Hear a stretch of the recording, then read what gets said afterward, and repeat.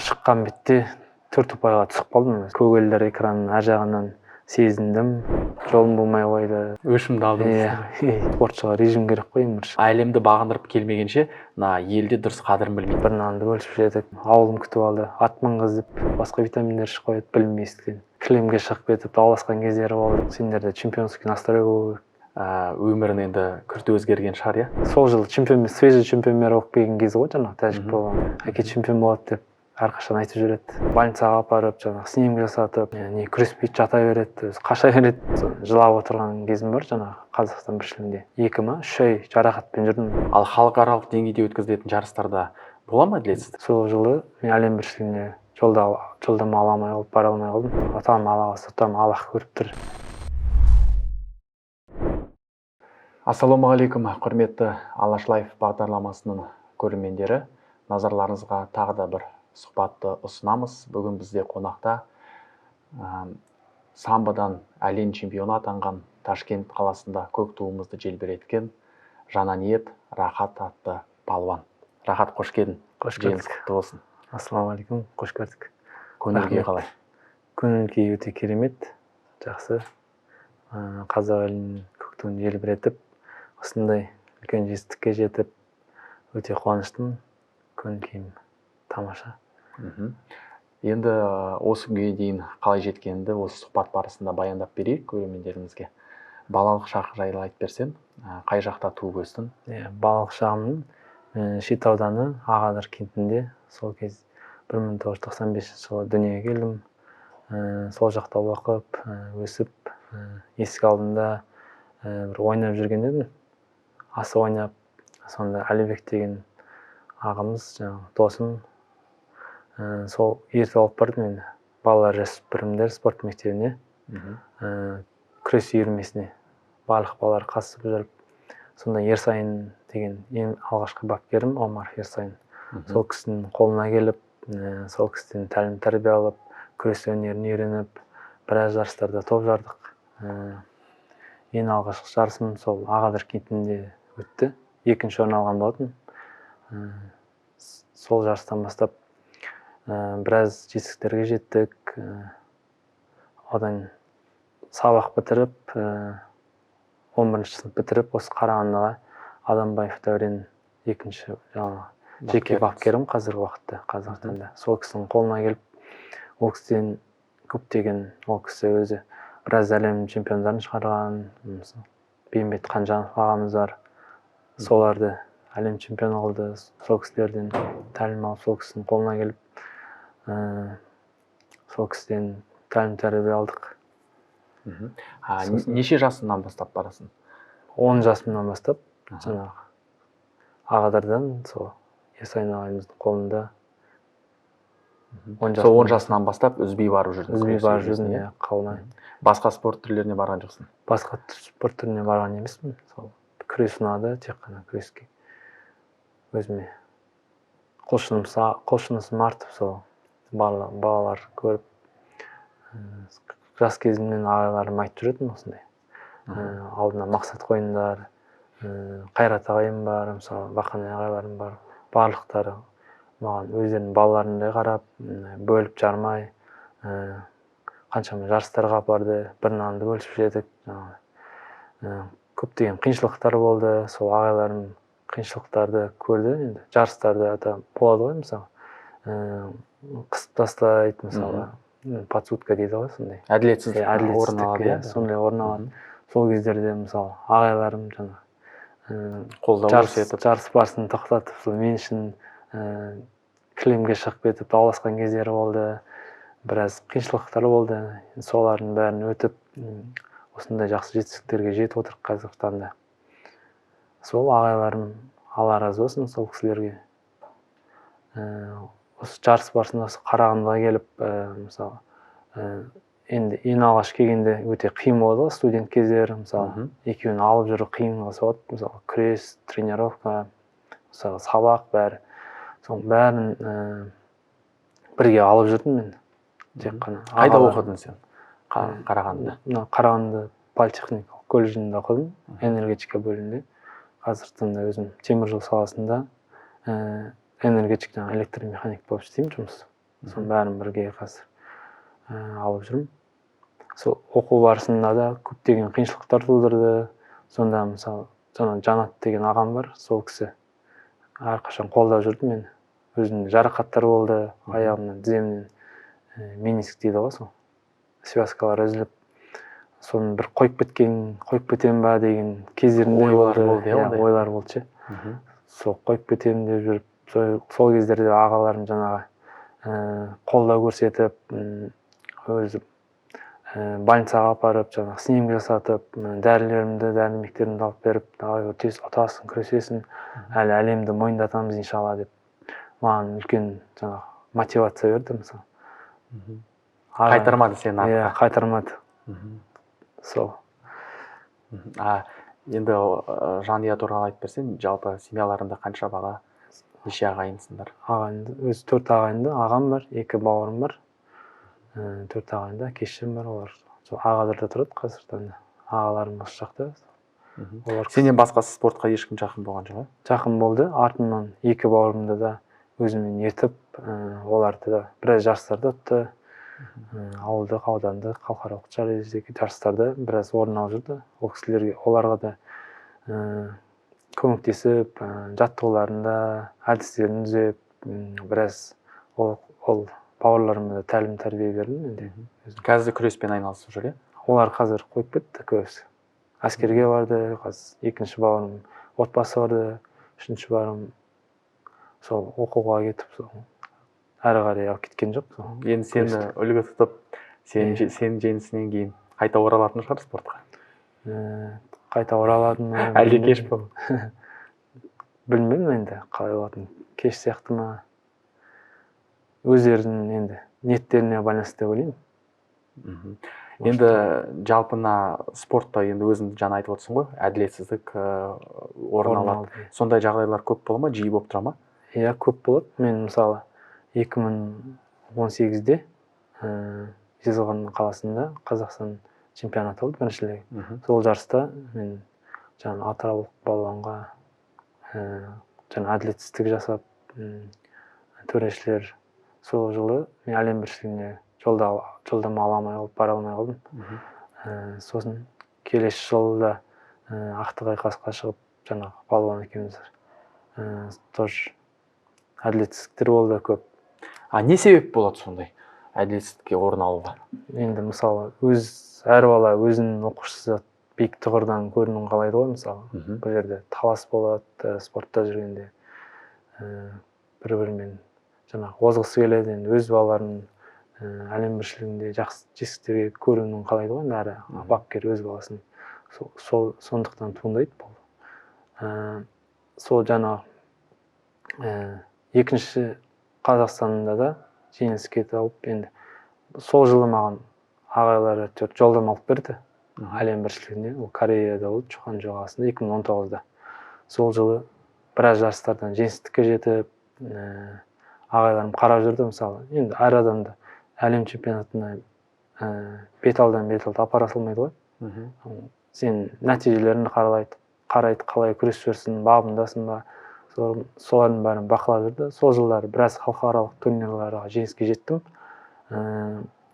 Сосын Башалақ ағамыз соның турнирі болды Астана қаласында. Сол Астанада әлем чемпиондары, жаңағы ақтық айқаста кездескен тәжік балуаны барлығы келді. Сол жарыста барлығын ұтып алдым, мысалы, чемпион болдым. Содан кейін мен Кореяға уже баратын деп, маған үмітті чемпион болады деп барша қазақ елі. Сол Кореяда жеңіске жетіп, 3-ші орынды еншіледім. Сол 3-ші орынды алып, содан кейін уже барлық маған көмектесіп, қолдау көрсете бастады. Сосын осындай сол жеңістен кейін 2020 жылы Атырауда өткен жаңағы Қазақстан сол жарыста да сәтсіздікке туындап, жеңіліп қалдым Қазақстан чемпионатында, атылып қалдым. Сонда отырдым да, мен енді әрі қарай болмайды осы. Осымен тоқтайын, осы 3-ші орынның өзі де жетеді-ау деген ойлар туындады. Жылап отырған кезім бар жаңағы Қазақстан біріншілігінде. Сонда өзім жеке бапкерім Дәурен ағамыз келіп құшақтап мені әлі жеңеміз сені чемпион, әлем чемпионы алдырамын деп сол кісі маған рух беріп әрі қарай жігерлендірді. Сол кісінің айтқан сөздерін тыңдап әрқашан жаңағындай енді адам жалғау кей кезде қоямын деп, мысалы отбасы бар, жұмыс бар, бәрін араластырып өте қиындау ғой жалғыз адамға. Сонда ағайым жігерлендіріп сол сөзін тастамай әрқашан ағайын өзі Қазақстан чемпионатына барып жатқан кезде настрой дейді ғой, жаңағындай настрой беріп, осындай сендерде чемпионский настрой болу керек, сен анау-мынау адам емессің, мысалы біраз палуандар жеңген адамсың деп жігерлендіріп отырды. Сол кісілердің жаңағы Дәурен ағайымыздың алған тәлім тәрбиесі, маған берген қолдауын барлығын осы әлем чемпионатында салдым енді. Сол әлем чемпионы болуға сол ағайларым себепкер болды. Жақсы, мына Қазақстан ішіндегі өткізетін жарыстарда әділетсіздік болып тұрады дейсің, иә? Ал халықаралық деңгейде өткізілетін жарыстарда бола ма әділетсіздік? Кездесті ме? Иә, кездесті. Әлем чемпионатының алдында мен Кстово қаласында, Россияда, сол кезде жарыс болды. Бірінші белдесуімде орыс балуанмен шықтым. Ол балуанмен күреспейді, жата береді, қаша береді, шығады да маған бірінші ескерту береді. Ескертумен қазір правила бойынша, ереже бойынша жеңіліс табасың. Сол ескерту беріп, сол 0-0 ұпаймен жаңағы ескертумен ұтылып қалған болатын. Сол жарысында өте үлкен жарақат алдым аяқтан. Аяғым жаңағы мышцалар дейді ғой, солар солып кетіп, 2-3 ай жарақатпен жүрдім. Сол жарақатты емдеп, әйтеуір жарысқа үйге келдім да, мысалы үйге келіп бір апта демалып, жаңағы аяқ гипста болды, гипсімді шешіп тастап, ағай осылай өзім алдыма мақсат қойдым, арман қойдым, ұтамын мен осы әлем чемпионатын деп жаңа жылап жүріп кросс жүгірдім. Жаңа ақсандап 2 километр жүгірдім кросс. Жылап жүріп, ұтамын, Аллах көріп тұр, еңбегімді иншалла, еңбегім жерге тастамайды деп, солай өзімді жігерлендіріп, жай-жайдан жаңа жарақатым жазылды, Аллаға шүкір. Сосын жай-жайдан жаттығуларымды бастап, оқу-жаттығу жиындарына бардым. Содан кейін өз аяғым ретке келіп, әлем чемпионатында осы жетістікке жеттім үлкен. Енді жаңа қазір өзің айтып отырсың, көптеген жеңілістер болды, жеңілістер де болды. Өзіне бір жүрегіне ауыр тиген жеңіліс қандай болды? Кіммен болды? Өзіме ауыр тиген жеңіліс жаңа өзбек палуаны болды. Кореяда әлем біріншілігінде 2019-да қола жүлде алған. Шыққан бетте 4 ұпайға түсіп қалдым, байқамай. Өзім түсінбей қалдым қалай. Негізі ол жарыста ұтамын деп барған едім, негізі. Өзіме сенімді болып, ол жаңа өзбек палуаны жаңағы Байшолақ ағамыздың турнирында ауыр тобы әдісімен жеңген болатын. Онымен кездестің? Иә, кездестім. Бір-бірімізді танитын балуандар ғой. Бірінші рет кездестім сол кезде. 2 балға тастап, қолына ауыр тобы әдісін тартып, жеңіске жеткен болатын. Содан кейін ол өте қатты айналып келді маған әлем біріншілігінде, Кореяда болған 2019-да. Ол мені сол жерде ұтып, ақтық шыға алмай қалып, сондай өкінішті, өте ауыр жеңіліс болған сол мен үшін. Одан кейін бір айдан кейін Беларусь мемлекетінде халықаралық турнир болды, Кубок мира дейді ғой, әлем кубогы. Сол кезде ұтып алған болдым. Ұтып алып, есемді қайтардым ол кезде. Өшімді алдым. Есемді қайтарып, жеңіске жеттім. Сол біраз жарыстардан ұтылып жүрдім. Жолым болмай қойды. Осындай Алла қаласа әлем чемпионатында мойындатамын деп, осындай. Барша қазақ елінің көк туын желбіретемін деген сондай. Мен білуімше осы әлем чемпионатына 2 ай қалған кезде үлкен жарақат алдың, иә? Сонда қандай ойлар болды? Сол әлем чемпионатында жарақат алдым. Барлығы жаңа ағаларым, жаңа ағам бар.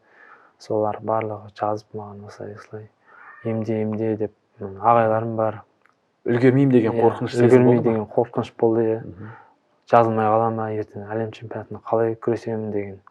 Бірақ ағаларым, жаңа бапкерлерім барлықтары маған қолдау көрсетіп отырды. Алла қаласа жазылып кетеді енді алладан дұға сұрадым ең біріншінде. Я Аллахым, осылай тахаджуд намаздарына тұрып осылай жарақатымнан Аллах барлық шипа Алладан ғой. Сол Алладан сұрап жаңағы ағаларым қолдады. Сосын күннен күнге өзі аяғым жазыла бастады, жарақатым жай-жайдан. Уже ары қарай солай жетістікке жеттім. Сосын Ташкент қаласында 50 мемлекеттің палуандары қатысты, иә? Жалпы неше белдесу өткіздіңіз? 4 белдесу өткіздім Ташкент қаласында. Ең бірінші палуан грек палуаны болды. Ол грек палуан осы 2 ай бұрын Фиас кубогы дейді ғой, Фиас кубогында чемпион болған фавориттардың бірі. Онымен кездесіп көрген жоқсың? Кездесіп көрмеппін. Ол Кореяда жаңа күрескенде 2-ші орын алған. Әр жақ подгруппадан шығып, өзбек палуаны сол жарыста чемпион болды. Сол өзбек палуанға есе жіберген болатын. Ол палуан өте мықты палуан. Қаншама әлем чемпионаттарын көрген, опыты бар балалар ғой енді. Ең бірінші белдесуім финалдық белдесу деп айтсам да болады. Өте мықты палуан. Иә, негізі көп палуандар айтады ғой, финалдан гөрі дейді, финалға дейінгі белдесулер қиын болады дейді. Сол жарысқа өте қатты бабында бардым мен бұл жарысқа. Өзің ішкі форма дейді ғой, өзім сезіп тұрдым. Күшті сезініп жүрдім, жақсы режим ұстадым. Режим дейді ғой, спортшыға режим керек қой, режим сақтасам бәрі болады. Енді сол бірінші палуан жаңа грек палуанын ұтып, 2-0 айла тастымен алдап, артқы жағында 2 балға тастап кеттім. Сонымен жеңіске жетіп, екінші белдесуім түрік палуаны осы биылғы жылы Азия біріншілігінде есе жіберген болатын, 1-1 есебімен. Сол палуан ұтып кетіп, ол палуанды енді есемді қайтардым осы жарыста.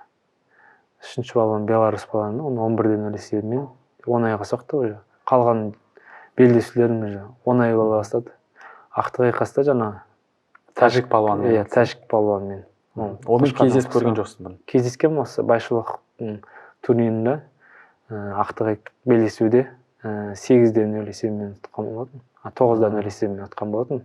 Сол кезде ол жаңағындай сол жылы свежий чемпион мира болып келген кезі ғой жаңағы тәжік палуаны. Ол кезде де ұттың? Иә, ол кезде 9-0 есебімен бірінші кездескенмін сол. Онда моральдық тұрғыда саған финалда жеңіл болды? Иә, моральдық тұрғыда. Оны танисың, техникасын білесің, қалай күресетінін білесің. Өте ыңғайлы болған маған. Сол жаңағы Астанада ұтқанда болатын, маған келіп, иншалла мирда увидимся деп орыс тілінде айтқан болатын. Сен ұтып аламын деп, бұл жерде әділетсіз болды. Сен салмақтан өткен жоқсың, сен салмағың ауыр деп, төрешілерде әділетсіз ұпай берді деп дауласқан болатын. Енді сол әлем біріншілігі осы 2 жыл өткізіп, арада жаңағы ақтық белдесуді табыстырып, ақтық белдесуде ұтып алдым сол палуанды. Сол өзі түсінді жаңағы палуан. Жеңіске жеткенін мойындады. Енді өкініш жоқ шығар, чемпионға атылды. Жалпы былай енді басқа мемлекеттерден палуандармен араласып тұрасыңдар ма? Әлеуметтік желіде? Әлеуметтік желіде, Инстаграм парақшаларына барлықтар жазып, қолдап тұрады. Өте керемет күрестің деп, барлық бір-бірінің күрестерін бақылап, өз керек зат қой, мысалы. Солай сөйлесіп тұрамыз әрқашан.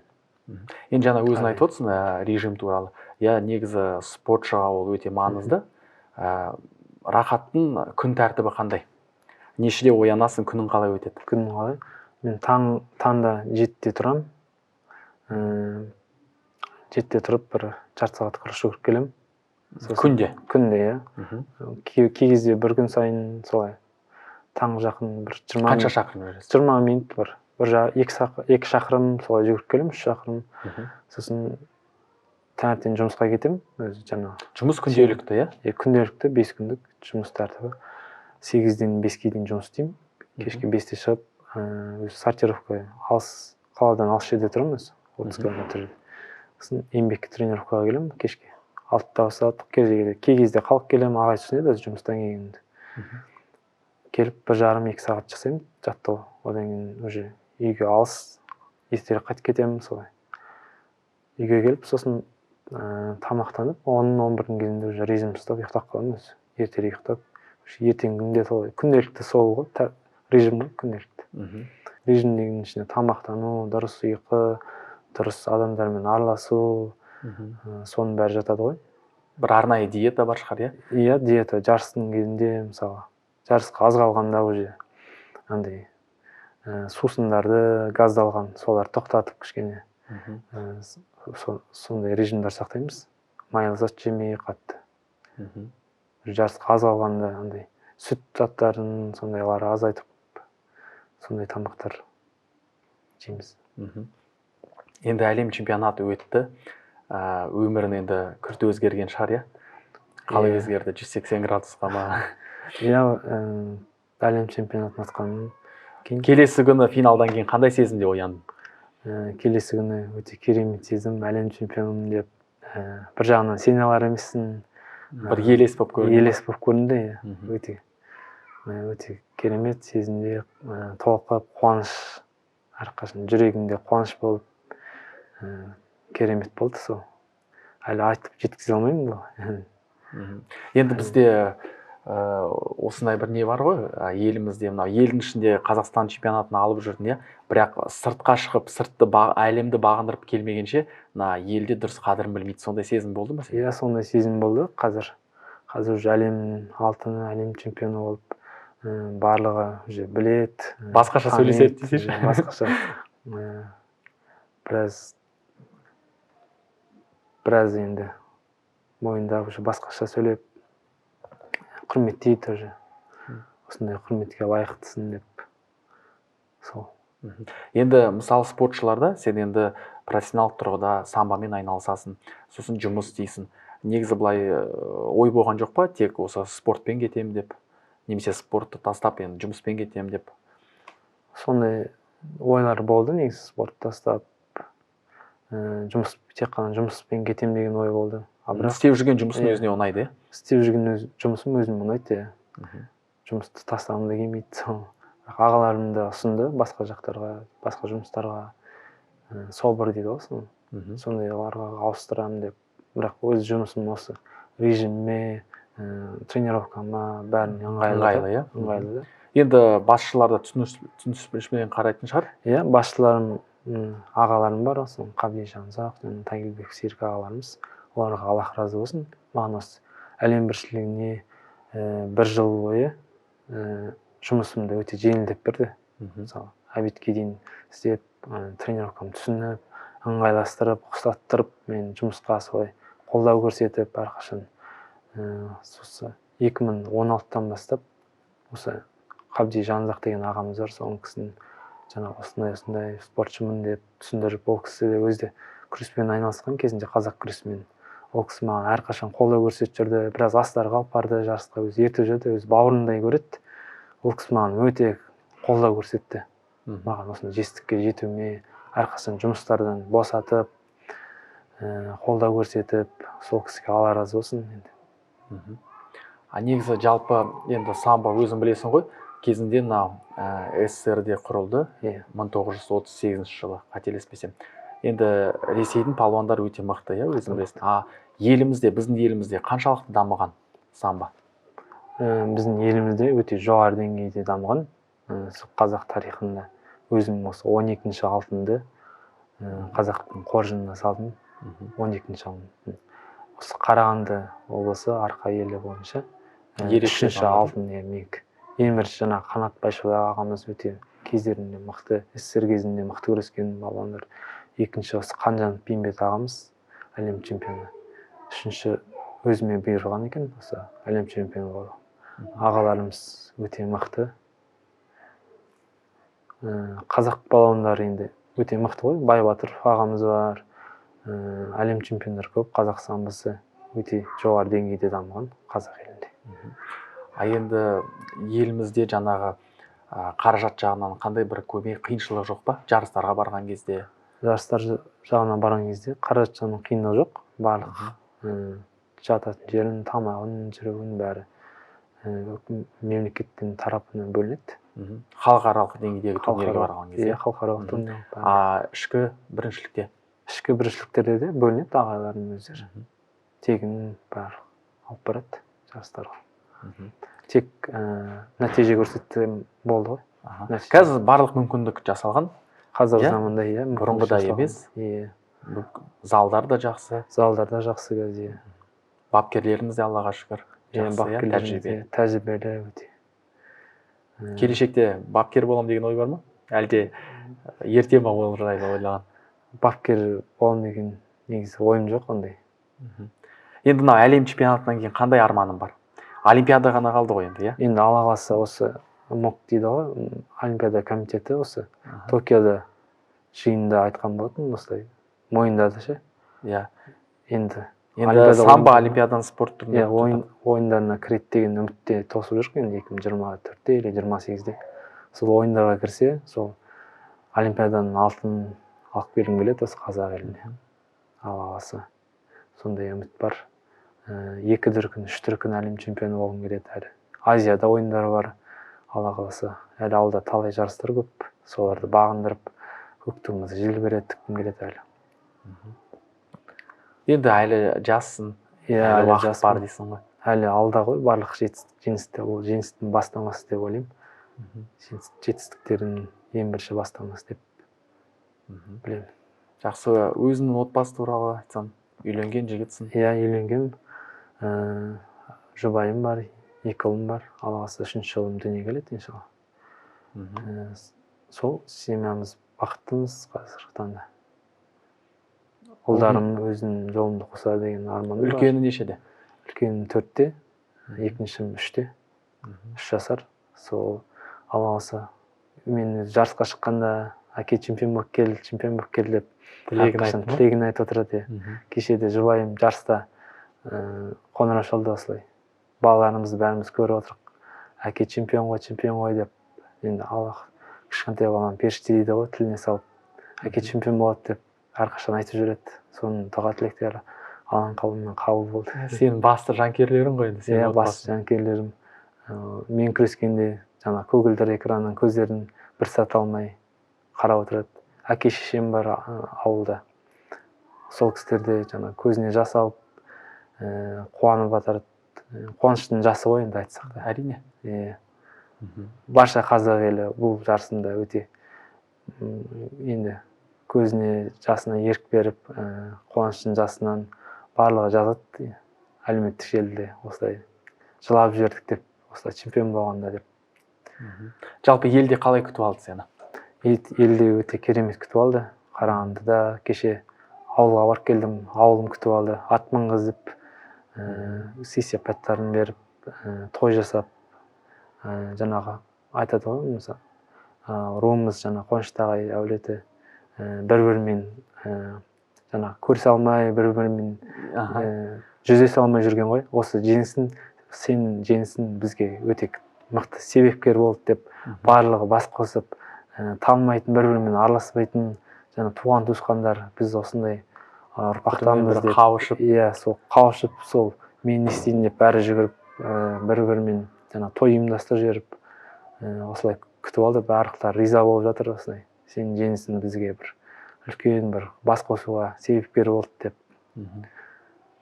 Енді сені көріп, ағадырымыздың, жалпы республикамыздың көп балалары самбо үйірмесіне барады деп ойлаймын. Иә, барады деп артынан жолым болып. Біз ағадырдан тұңғыш әлем чемпионымыз самбо күрестен. Сол барлық ағадыр, елім, туған жерім, барлығы қуанышты. Жаңа енді әлеуметтік желі деп айтып отырсың. Қаншалықты әлеуметтік желіге уақыт бөлесің? Әлеуметтік желіге күнделікті 1-2 сағат сондай бөлемін. Енді қазір әлем чемпионы атанған соң көптеген жалпы Қазақстанымызда ғана емес, бүкіл әлемде енді жанкүйерлердің көбейді деген ойлаймын.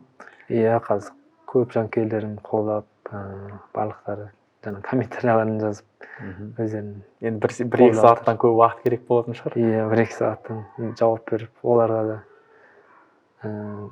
енді менсімей әркімге жауап берген дұрыс қой. Жолдастамай. Қарапайым болған. Кумирің кім болды кішкентай кезінен бастап?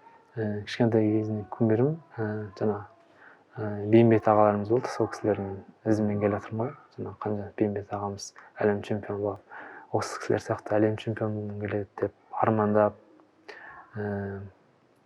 Аллахтан сұрап, сол арманға жеттім. Сол кісілерді үлгі тұтамын қашанда.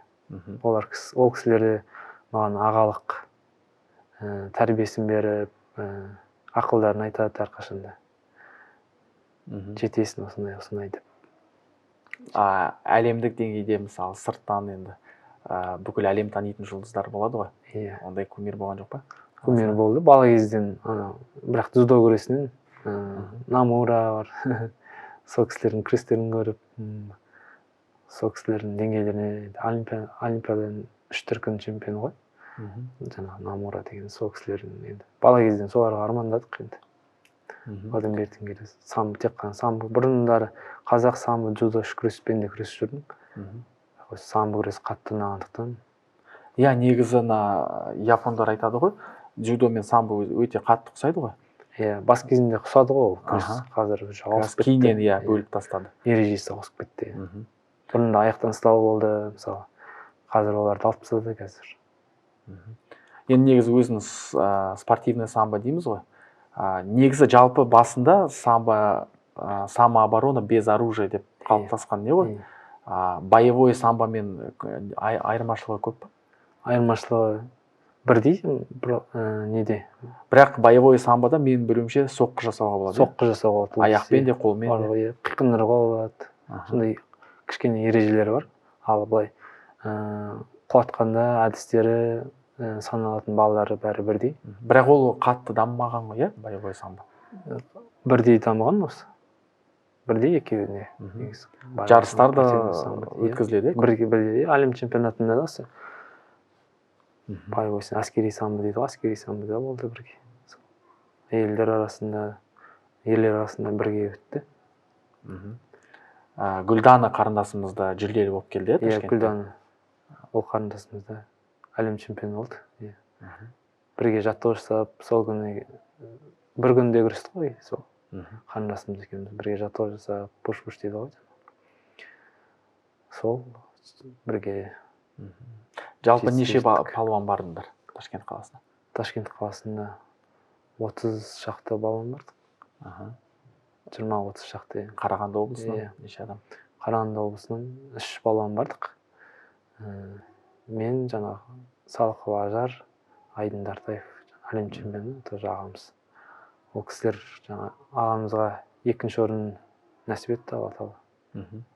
3-ші орын алды Айдын Дартаев.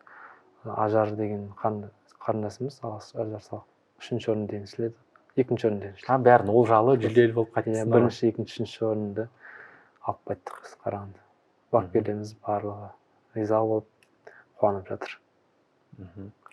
Ал енді қандай жүлдемен босқа енді қаражат жағынан қандай марапаттамалар болды Ташкент қаласында? Ташкент қаласында $4000 сыйақы берілді. Ол қазір енді Алла қаласа допинг тестілеуін жасадық. Сол егер де допинг тесті бәрі жақсы болса, сол беріледі Алла қаласа. Негізі допинг көп қолдана ма самбода?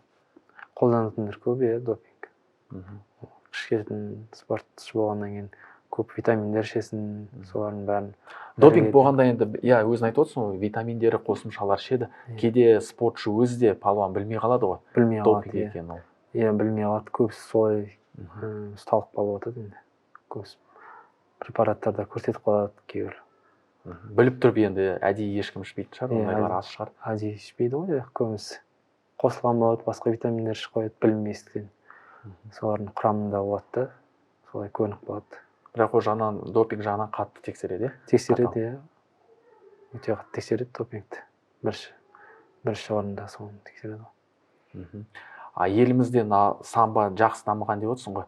Қандай проблема бар, проблема болса, қандай бір тілегім бар, осылай болса ғой деп? Самбо күресін олимпиадаға кіріп, деңгей жоғарыласа деген, деңгей жоғарыласа деген, көп залдар ашылса деген. Негізі зал жеткілікті ме осы Қарағандыда? Бір зал бар, негізі қазір. Жеткіліксіз деп ойлаймын. Қазір салынып жатыр, бірақ пайшылық, қанат пайшылық. Негізі самбо үйірмесі тегін? Тегін.